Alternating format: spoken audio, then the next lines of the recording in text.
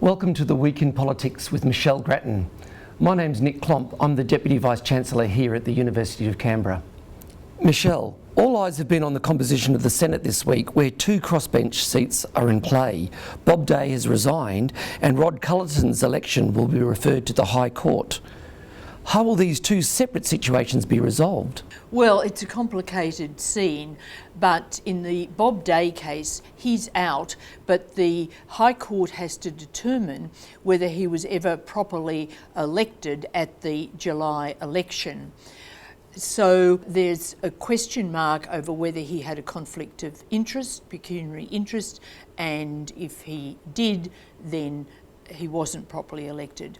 Now, depending on the outcome of that case, the party, Family First, chooses his replacement, or there's a recount that could elevate the second person on the Family First ticket at the election, or if the recount's done a different way, there's a chance that Labor could get that seat. So it's a really complete uncertain outcome there.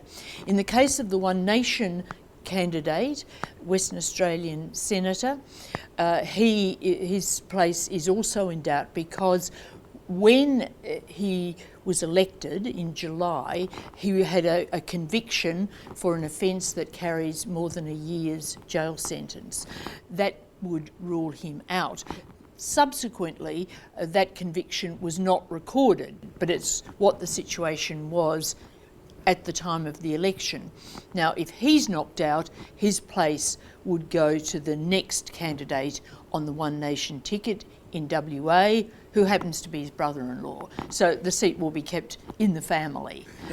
But obviously this does have some implications for the composition of the Senate, because even if someone from the same party replaces those two people, they can be quite different personalities and they might vote differently to their predecessors. That certainly has implications, the makeup of the Senate more generally, on the government's effort to pass legislation in what is the final sitting weeks of the year. How will that all play out? Well, it means that we have one less senator because Bob Day's gone. It's not clear whether the One Nation senator is going to vote on bills or not vote on bills. He's given signals both ways. And there's also the complication that the government's clearly having a lot of trouble with its negotiation on the industrial legislation, which it's particularly anxious to get through. Now, it's not bringing that back this coming week because it's still deep in talks with the crossbench senators, and it just is not obvious at this point how those negotiations are going to work out. Malcolm Turnbull this week has even indicated that it may be held over and not brought to a vote this year if they can't get a deal with the crossbenchers. So does that mean the next few sitting weeks may well not actually address some of the more contentious issues that would otherwise have been brought to the Senate? Well, certainly this coming week will address the marriage equality plebiscite, and that'll go down. So that's a bit of a mixed picture for the government. It won't be able to implement its election pledge for that plebiscite and will be criticised for doing nothing on marriage equality. On the other hand, it won't have the plebiscite campaign to add to its difficulties. But the industrial legislation has been put off till the last couple of weeks of the Senate sitting, and its fate is unknown at this stage, and even the timing of a vote is not at all clear. There will be pressure to bring it to a vote this year, and there'll be pressure to cut a deal, which would mean a lot of compromises, but whether that'll turn out to be too many compromises, we don't know. We shall see. On another matter, the government announced their intention to bring a new law that will ban asylum seekers who've arrived by boat after mid-July 2013 from ever applying for a visa to enter Australia. What's the government's thinking behind this?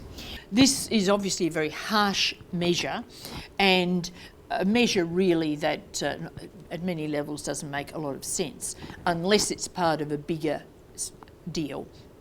And it is part of a bigger deal. I think that the government is now pretty desperate to get the people off Manus and Nauru, and it's working with third countries.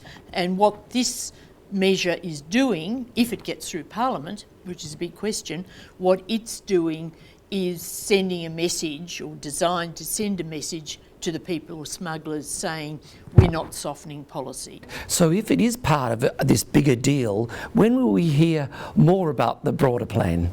Well, I'm told we'll hear more in the next few weeks, but that may be dependent on tying up negotiations. The government is really being very, very secretive about this. It's obviously pretty delicate in terms of the negotiations, but I think they would want to have something announced by Christmas if possible. It's going to be an amazing few weeks. Michelle, thank you again. Thanks, Nick.